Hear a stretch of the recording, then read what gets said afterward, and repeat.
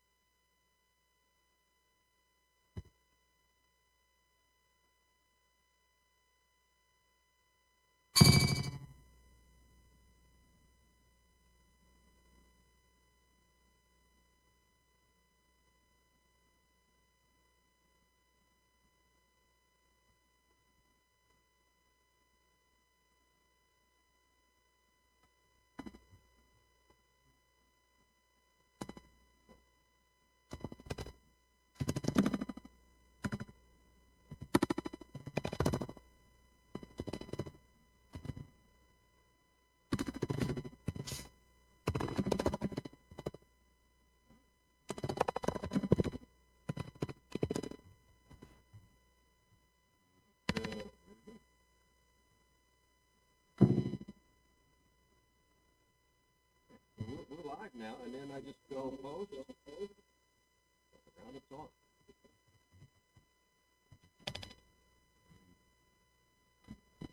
Okay, that's all I need to do. Okay, let me do the starting thing here. I've got the recording going. I've got the Twitter thing going.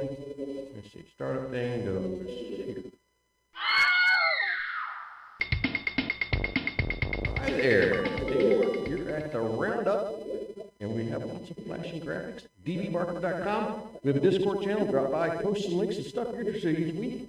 We'll get together and just kind of shoot the crap about it. Today we have John and James is somewhere.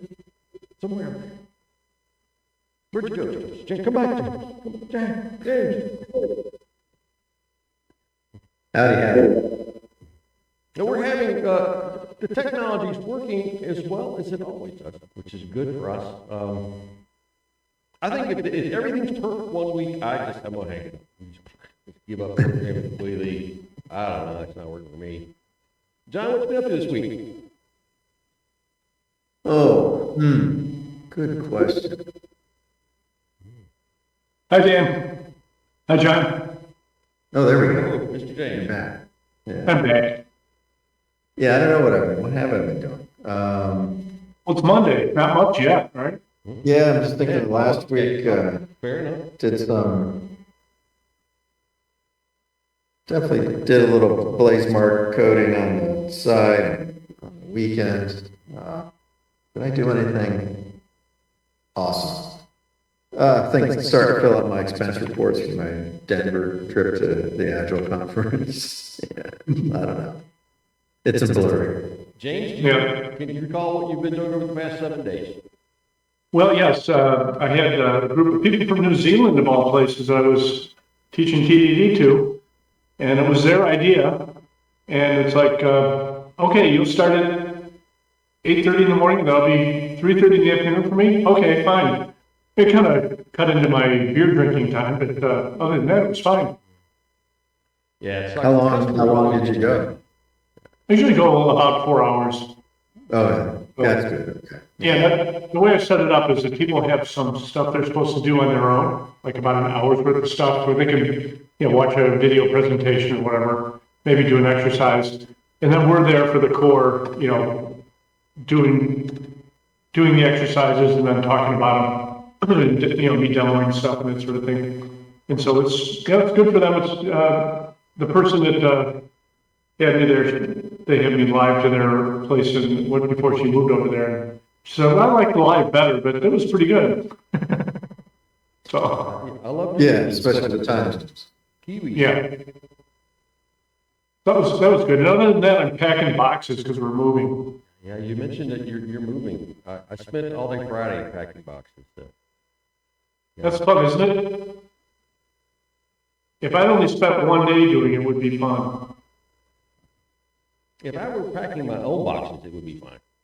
Or if I was packing in an air-conditioned room, it would be fine. But I don't know. Packing your own stuff, there's a pressure on you to throw some stuff away. Yeah, I went to a paved parking lot with about 85-degree temperatures and spent the whole day putting stuff in bins and then putting the bins in the car. And it was just as fun as you probably could imagine. It was just Yeah. Was it for helping others, like volunteer work? Yes. Maybe, hopefully? Middle son could not make it. He had to move out of his storage stuff, and he had, as far as we could tell, just taken everything and put it in a huge pile in the middle of the floor. Furniture and clothes, and it was everything. And so we showed up about 20 bins, 20 of these totes from Walmart, and that was it. That was our Friday. That was, ooh. And he owes me one for sure, big time. Yes, sir. Okay, let's do the first one because I think I can bring up Visual Studio for that, and it is heavy program. Okay. So I've been wanting to do some grok in my coding because everybody's doing it. Did a little bit earlier, but I'm like, gee, how can I put it in my own workflow? And the goal here is to not end up in a spot where grok writes a bunch of code that looks like it ought to be all right, but then breaks. Because homeboy ain't playing that game no more. I mean, grok is very impressive, but no. You got to spoon feed it. You do, and that's what I started to do. So The zombies approach. Well, you would do zombies. I would not do zombies, and so that's why I thought it would be interesting. Okay. Here's the prompts. Just find a natural order to solve your problem, right? Yeah. So that was it's a workflow question. So my question is, how do it work through a workflow? Because the workflow would be different under imperative and pure functional. And first thing I do is create test data, not the test, but the test data. And I said, hey, I want a little text file, 100 lines, random strings. I gotta go. Okay. I'll be back as much as I can if there's somebody to be at my house. Okay. Let me just fade off here for a second. Okay. So anyway, I asked it for some text data. It sent me a bunch of random characters in a file. Like, there's no way I'm going to remember, like, X so many things. But could you just, can you make, like, string fragments, So it redid it very fine. Really nice having grok create test data. It was like, oh, that's so cool. I like that a lot. And it's asked it for English sentence fragment here. And it replied here. Then I asked it, okay, well, I want an executable script file in F# that takes this input and just makes a jagged array of strings. If it's got 2 columns, it's an array of 2. It's got 7 columns, an array of 7. And it thinks, and it comes out. Whoa, cool beans. But I'm like, wait a minute. So what if there's nothing in the file? What if the line's empty? So I like this to fail safely. There's no data in the test file. If the test file doesn't exist, in either case, print error and mail it. Done. Wow. Okay. Ran it. It crashes on entry point. And it had re-architected the script file as if it were an application, and applications have entry points, script files do not. Like, okay, so because it's void main. Oh, got it, right. So I'm like, look, this doesn't work under bash. Think. Okay, fine. Now I got it working as a script file and a bash file, function I can use somewhere. It's independent where it's deployed. I'm like, okay, well, just make it callable so I can pick this function up and drop it anywhere I want to. Application, monolith, script file, doesn't really matter. Boom, and it did that. And I'm like, that was 20 minutes. And it might have been 2 or 3 hours. Not because I don't know how to do this, but because it's a bunch of look up stuff I hadn't used in a while, and this, that, and the other thing. Right. I'm like, whoa, what do I want now? And the danger here would be just to start speculating on various things. Oh, it would be nice to have something that's 3D gravity. And maybe grok could maybe grok couldn't, but that would take me ahead of my test. And so the danger here is that if I could speak this in English, grok would bullshit some sort of answer in code, but I don't want to have that conversation because it's fine when I ask it meaning life stuff and it wants to bullshit me, it's fine, but code should not be like that. So it's test, do. So I'm at a point now, I'm like, well, this is, I had to do a common function I do where I could pull up some text from a text file and process the jagged array. But usually the next step I would do would be creating this type from the jagged array. Can you make a customer out of that? Can you make a product out of the Jaguar? Yeah, I've got 10 strings. Is that a good customer? And I don't have a business problem, so I'm just kind of, man, pretty cool so far. I mean, I work 10 times faster than I normally would, but without any sort of business value to sort of judge the flow against, it's just me speculating on things I might want, and that's just wasting my time. Right, but still, it demonstrated, even the ramp up time, like you said, there was value there that you quickly got to something that, oh, cool, now I can get into the meat of a real business problem, but you got me through some stuff that I probably would have stumbled over, yeah, like. Yeah, but that's true, and it did make me run super fast. That's true also.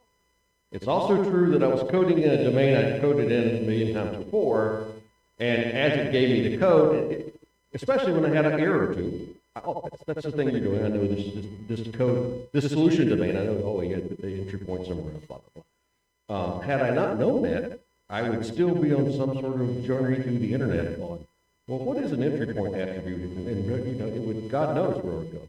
And Grok would be happy to keep telling me things. You know, hey, oh, entry point comes from the Klingon. It would just make stuff. You can't get in a BS session with a computer giving you code. That's never, ever going to work.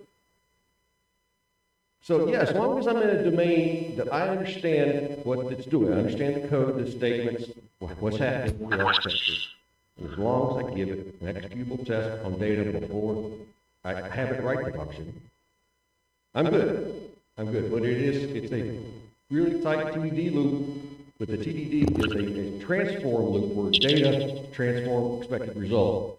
It's not test, write a method, fail, pass. It's not the same flow. But yeah, I was extremely impressed, and I was kind of sad because I didn't really have anything to throw at it after that.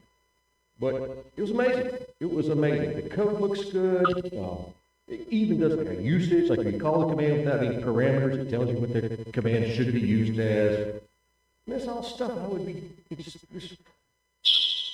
now, a couple of things it did, it actually had the text file be the first argument after whatever the command was. So process file, my text, dot text. Well, you could do that if you pipe in the text. So it did make architectural decisions on its own. Mostly which I would make, but not all of them, and as we just found out, sometimes it makes decisions that don't run. So it's like, you know, yeah, oh, I didn't think of it that way. That's cool. Oh, it didn't work. Wow, that's not cool. I am both amazingly impressed and really scared we're going to teach an entire generation not to program and call themselves programmers. Yeah. I don't see how these Is that almost like the difference between, you know, is that more scripting than actual programming? Good question, you know. I don't see, and it's just so cool because this question is really, we've never been asking this question so directly. It's like, how much do you think about what you're coding? And we never really talk about that directly. We talk about, here's what you should be doing. I should think of what the next test should be. We talk about that. But are you thinking about the architecture? Yeah. Are you thinking about, oh, do I want to call this way or that way? You're thinking about, do I want a handle or a pointer? I mean, there's a lot of little decisions you make that are important. That may not be important with decision space, so Grok may make one for you, but could be important like a month from now. And so it's like, I don't know. I think in a domain you already know, I think it's amazing. In a new domain, I just, no, stop. Learn how to code. Yeah, I'm interested in building a small web app to play with AI somehow, like to be able to take something and learn how to, I don't know, teach it, learn what a rag is. Yes. Yeah. Like I said, I was amazingly impressed, and as soon as I can get a good business problem to run on it, I can take this, and I'm just going to lie and say in a day or so, wrap up a whole business app. And I don't know, maybe it's a week, but it's going to be faster than it would have been otherwise. I know that. Yeah, and another question is, how much do you want to have fun while you're coding? I mean, I want to have fun, but I'm not coding to have fun.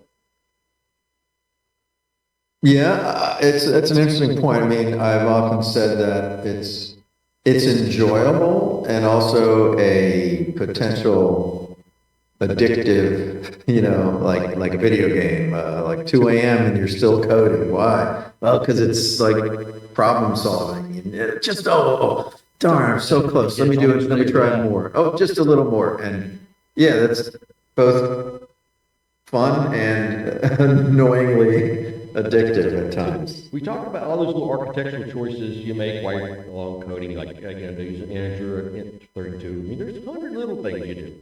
And you don't think about, do I use inline braces in C? I mean, there's just all sorts of stuff you do.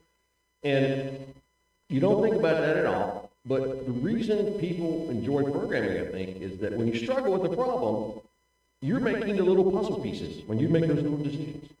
And then when the puzzle actually comes together, it's like, oh my God, the puzzle comes together, and I made each little piece that came together, and it's a very, very exciting time. That's fun. And it seems like you're not doing it here anymore. I don't know.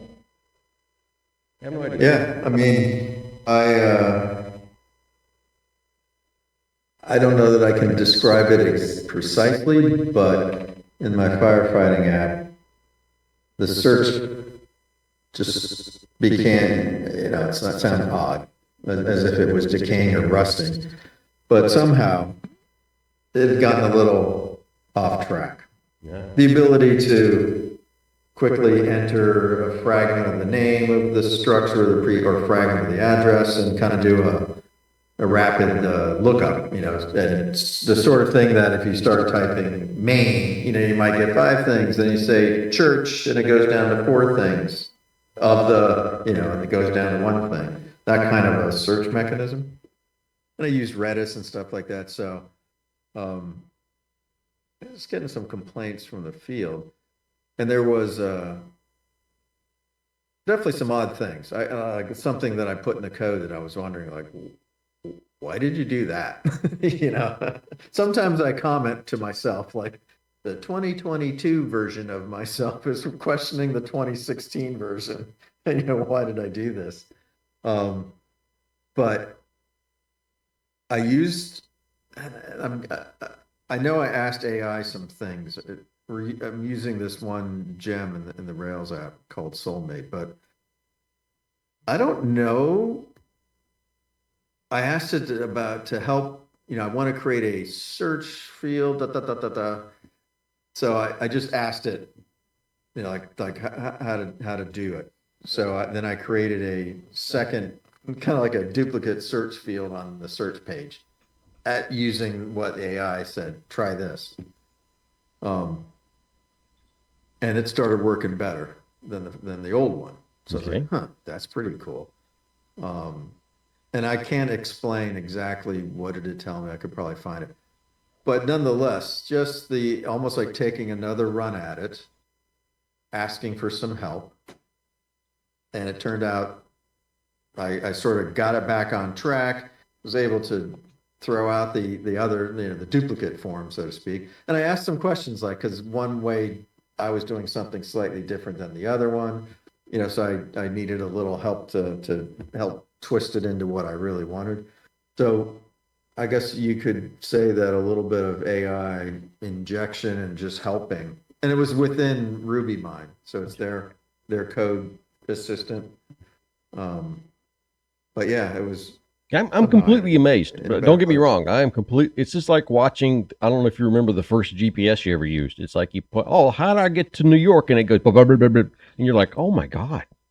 This is coding in a language giving from examples in another language. Okay. So the things I'm asking it don't exist in this language. It's not just searching for something. It's searching for something in any language and then translating to the format I asked for. Just this little nuances, like does a comma go here or there? Is a parameter order change from version 4? They get you on this crap. When you're coding, they get you on this crap. And it doesn't. And I honestly, John, I don't see new languages coming out anymore. Within 5 years, we're going to be locked in whatever programming languages we have because there will be no base of stuff to go do things. That's an interesting thought. Yeah. I mean, I know that the language, Java and C++ and C sharp, they're all sort of fighting for, oh, they do something cool over there. I think I'll steal that feature and add it to my language. I mean, you probably still have that, but yeah, that's an interesting, like the pressure that coding with AI assistance might put on, well, why do I need something new? I can get it all. I mean, I always wondered why we need something new, but yeah, it's an interesting hypothesis. We should revisit in 5 years. My theory is that we create new languages and new features and we copy these other languages, like you said, because it's fun. It's more this, I make the little pieces, it makes the puzzles. Oh, I can make a puzzle piece just like those other guys are using. And it's fun for you to do. You enjoy this. But it's not fun anymore if you just ask Grok and it gives you the code. There's no, why would I invent a new language feature that Grok writes 7 lines of code for? It's like, okay, 7 lines of code. I don't really care. Thank you, Grok. Right.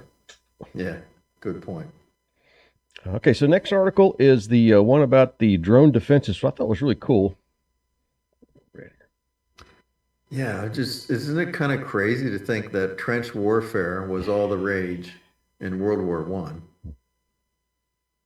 and then all the laughing stock, so to speak, maybe in World War Two, like fixed fortifications and things. Yeah, it's crazy. Like, what are they even doing with trenches these days? So, yeah, but, I'm not going to go through all of it, but basically, we're back to trench warfare, but it's not hiding behind the machine guns to gun down the people coming across the field. It's hiding from the drones. Yeah. And so you're building your trenches in a completely different way than you used to because of the dang drones. You're making lightning-shaped trenches. You're putting like fake roofs in places. You're trying to put things up that you can't see through. It's amazing. It's amazing to me. It's completely different, yet kind of the same. Right. Yeah. They just mentioned putting, G-shaped, L-shaped, lightning bolts, just so that they can't skip a bomb into it. Yeah. It'll only go so far. Yeah. Yeah, that's, it's, I don't know. I don't know how to describe it. It's like we're redoing trench warfare, but we're relearning the rules of trench warfare all over again. It's like we're going back to World War I and nobody's done trench warfare. And we're all trying to figure it out at the same time. It's pretty cool. Okay, so next article is my 2 Grok posts over in AI. Had a lot of fun with Grok this past week. I hate to keep doing AI stories, but I don't know, it seems like it's everywhere now. So the first one is the one you commented. Let's do the first one, the one you commented on.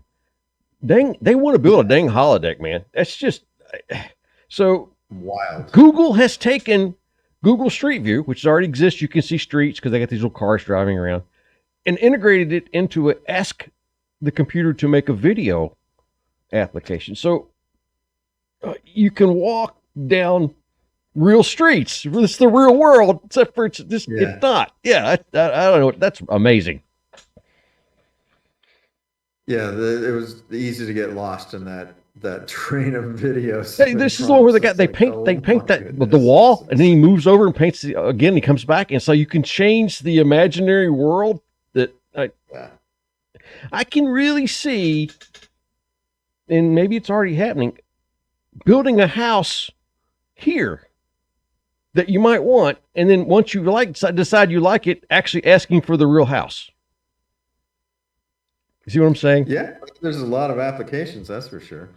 The water effects, guys flying. I don't even know what to think about this. It is astounding. Okay, so yeah, you guys check it out if you get a chance. And then the second one is where did we see? Where did I see almost a movie? Where was that? Maybe that was at the Agile conference, like a little clip of a movie, like, Top Gun-ish, except maybe with spacecraft, but including a soundtrack, actor, and it was a few minutes of a clip, but insane. Like some director said, "Oh, let me try this something like this. Some And kind of, it was just like AI three or generation. 4 years ago, we were doing Unfreaking roundups talking believable. about like photorealistic pictures. Oh, they do a picture of a model. Yeah, but our eye, he's got too many fingers on her. Remember that was just 3 years ago. Wasn't it long ago they couldn't make fingers on the hand? Right. Yeah, there are some funny things like that where, you see some mix-ups. So But yeah, those will go away. I'm a big fan of Charles Sanders Peirce, and thought, well, it would be cool to have a quote he made, except for he lived 150 years ago, so he didn't make a lot of memes. He wasn't on Twitter very much.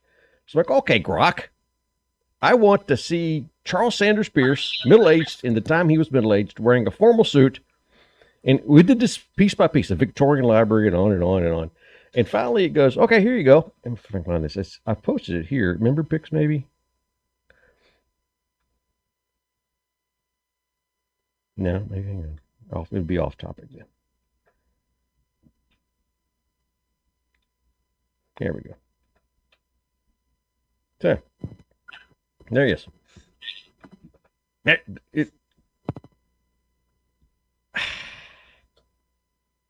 I believe this is a real quote he gave. I have no idea if this looks anything like him or not. I don't care because I'm just playing. But I don't know. That's crazy. It's just crazy. Yeah, our little Audi club, we have a booth at this show coming up in Pottstown, Pennsylvania, called the Lowe Show, L''OE, like original equipment. So it's all Audis and Porsches and Volkswagens. So it's like a takeover of the downtown. It's pretty cool. Oh wow! And so we have a little one of our leadership guys was making a little trophy. Pick a name out of the hat, whatever. And it got the Audi rings on it. And it's got some stuff about our club, and then one of the folks on the chat said, "Oh, I was hoping to be more like Flava Flav." So I looked up Flavor Flav, some rapper dude, and he's known for, big necklace, like a big clock around his neck. Okay. He's a rapper.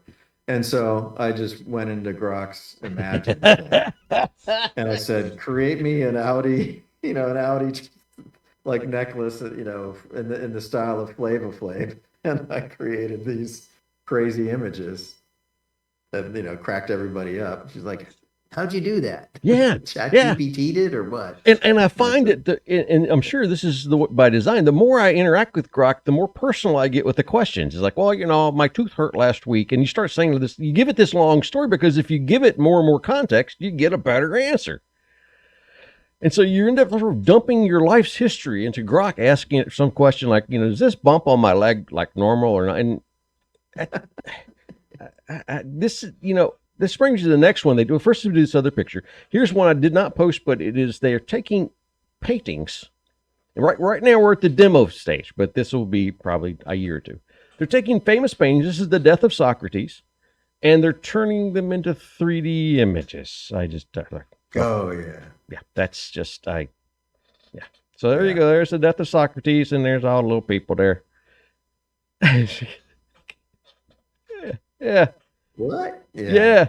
My primary takeaway is, I just mentioned this to some buddies. I said, yeah, unless you see it with your own eyes, I mean, in real life, like, or you really, really, really, really trust the source. And that's exactly why they want to put your retinal implants and the glasses, because they don't want you to use your eyes. They want to tell you what you see, because you want to see cool stuff and not just like the regular world. Yeah. Yeah. And then one of the guys replied, "Yeah, I heard you should probably talk to your family about like a code word, like your mom." Oh yeah, I did that. Yes, Melissa and I have code words, and now they can fake my voice, or they can, get her to believe I'm in trouble and do something. I am going to, I guess, I don't want to do it, but probably next month or so, I'm going to come up with a way to watermark essays I write, so that, and of course you can't put it anywhere. You can't write this down and save it. You've got to have it somewhere. but a way that you can tell, yes, I wrote this, and other people can't tell. So if there's somebody says, "Hey, you wrote this is your picture," you can say, "No, it doesn't have my watermark." Right. Because otherwise,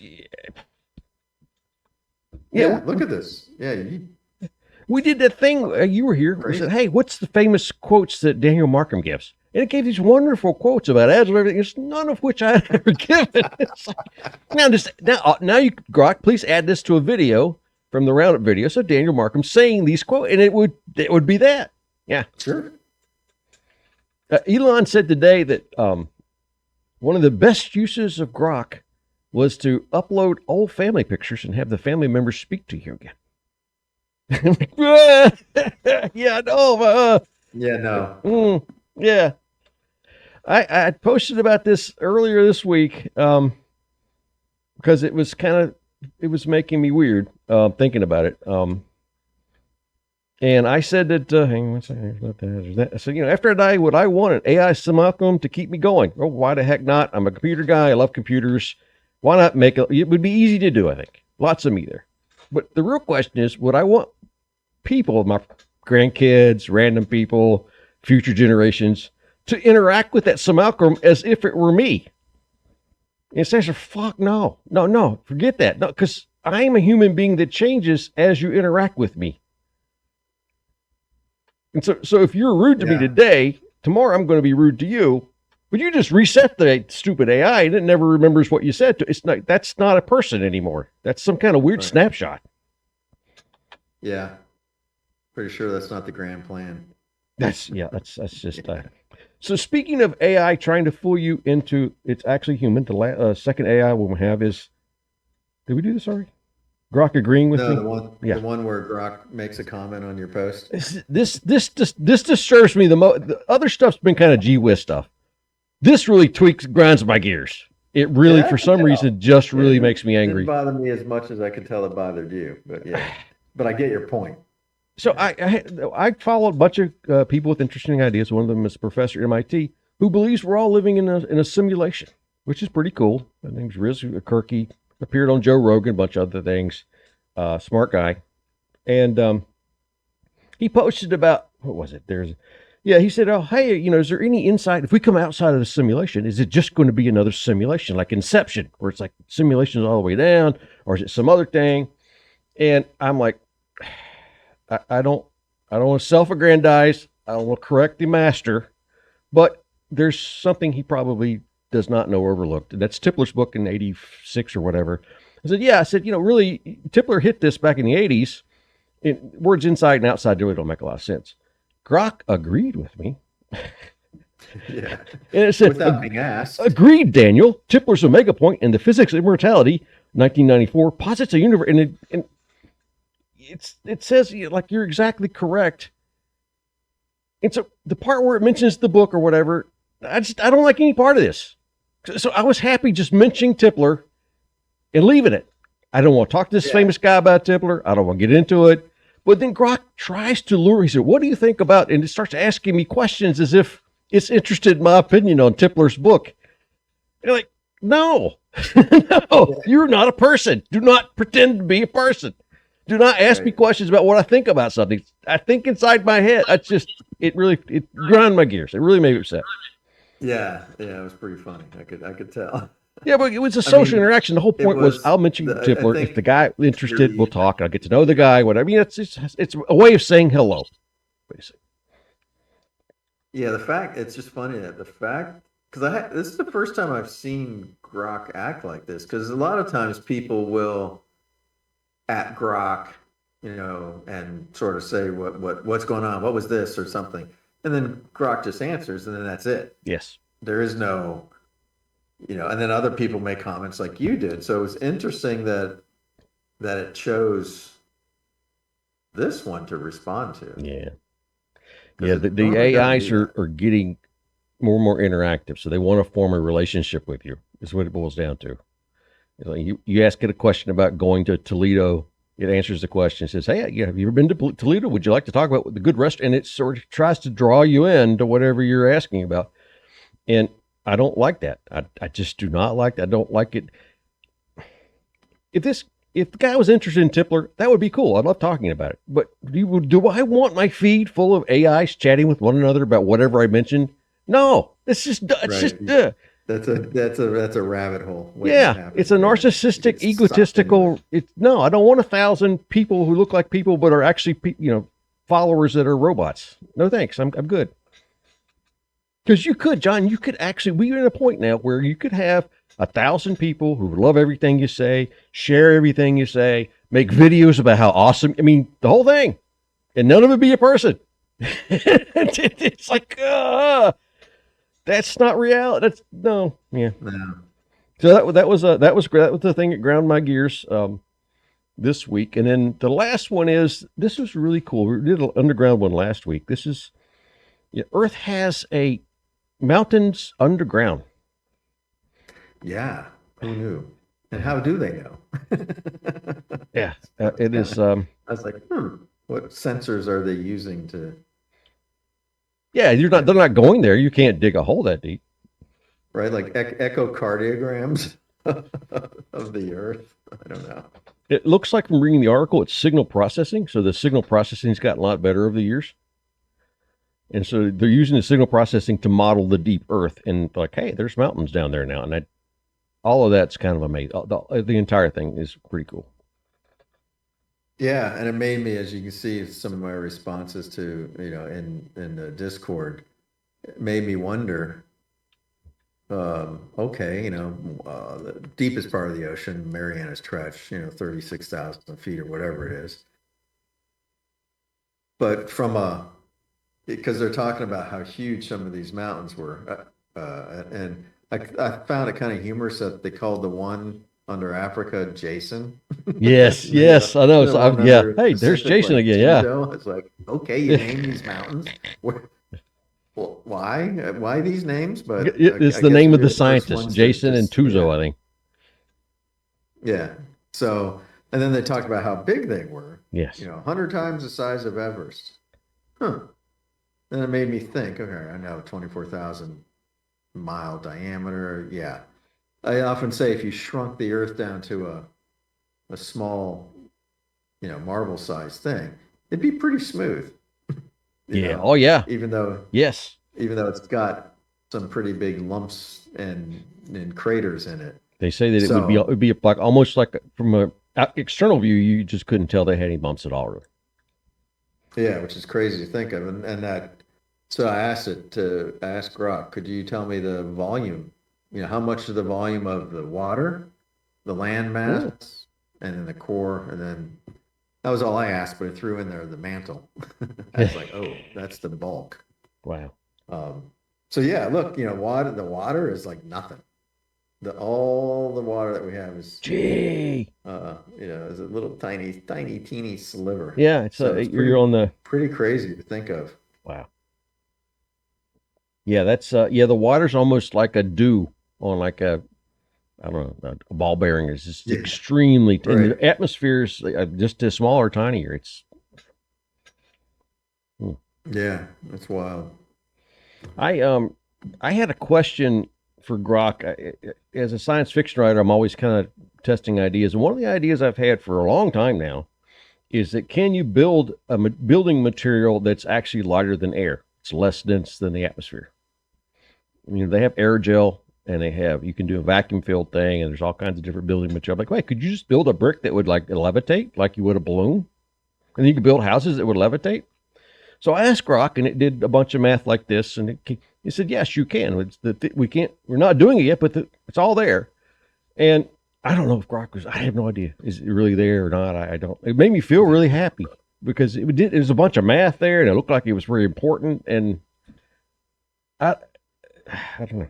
That's really weird because it's like, hey, I thought it would work too, grok. Me and you were on the same. Neither one of us may know anything. We're in the same boat.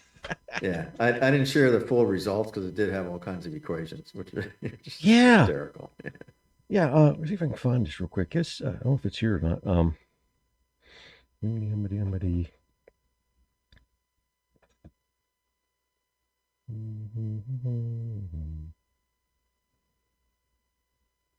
No, I don't think so. No. Yeah, it's just I've asked it to do Somebody said this was really cool ska music. Have you ever heard of ska music? Yes, isn't Ah, that they kind of talk over it? I think so. Yes. Like, yeah, it's sort of a rough, yeah, and maybe I want to say Cajun, but yeah, I've heard of it. I'm not going to say if it was a really tricky multiple choice answer, I might miss it, but if it was a decent answer, I Okay. might guess which one is ska. Well, but I'm finding grok to be very useful. For instance, this Russian trench story you just talked about. I saw it. I thought about marking. I didn't. And when it came time to do the list last night, I'm like, hey, that was a really cool. So I asked Grok about it. Oh, yeah, that could come out to yesterday. And oh, here it was and all that. And Oh, it's, wow. yeah. I'm like, wow, thank you. So I want a file system with Grok built into it. Okay. Yeah. Yeah, crazy. Yeah, it's very crazy. That's about it. Any media books, anything this week, John? Um, no, I didn't get back to rewatching the last two episodes of Samuel Spade to answer my wife's question of what did that mean? Because I was like, yeah, I don't know. I You feel said like it I was really gotta watch it complicated, again. right?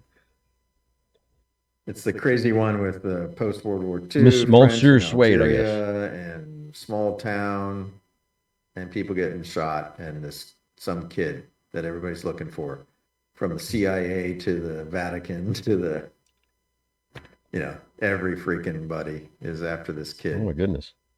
And still kind of like, huh? I don't get it. So, I yeah. I watched a TV show from about 5 years ago from Sci-Fi called Ascension. It was a miniseries, only ran for like eight episodes. Had the Trisha Helfer, the guy that did the girl that did Cylon, Battlestar Galactica. Um, yeah, that, I don't know. I'll give it like a 60 out of 100. It's not bad for sci-fi. I think the problem is it tried to do too much and it thought it was a little more clever than it actually was, which kind of reminded me of that's why I thought about it. It's like, yeah, you could have cut back a little bit, probably done a better show. Yeah, that's what I'm wondering about the Sam Spade thing was a little too many plot lines and fringes, and he's trying to be a little too clever, and I'm still not sure what to make of the ending. Yeah. I don't. I really, we're in this thing where the movie becomes more of a spectacle than a story. So it's like I want to see this guys in rubber suits fight the monsters. I want to know how the plot twists so much, and that's always been cool. But you kind of like leaving the theater going, oh wow, I don't really know if I would make that decision that he made or not. That gives me a lot to think about. That's kind of why I go. I love the other stuff too, but I just don't want to be impressed with monsters Yeah. or plot twists. Right. I guess James is coming back, dude. James. Well. Oh well. Okie dokie. So let me see if I can do the goodbye screen here. Oh, there you have it. That's Roundup. I'm Daniel Martin, dbmartin.com. There is a Discord link. Go back over here in the background here. See the duck. See the duck. Follow the duck. Become the duck. Love the duck. The duck is your future. All right, so that's all. I will now stop streaming. Yeah, I think it's going to work, John. This new system I have, I'm looking at the decimal meter, and so if I got this right, we're within. Maybe I'm a little low now, maybe you're a little high, but I think it's going to record okay. Yeah, we'll see. I believe. All right, my friend. I gotta shut this down. It's amazingly easy to do. I think Twitter is the first online service that I would happily pay for. Elon has crossed that thing where it's like, yeah, this is worth money. This has a lot of value to me every day. It doesn't waste too much time. It's good stuff. That's cool. All right, my friend, have a good one. All right, thanks you too, Daniel. Yeah, Adios. Boom, bada bing. I will now stop the virtual camera, and I will now stop recording. I'll see you on the internet.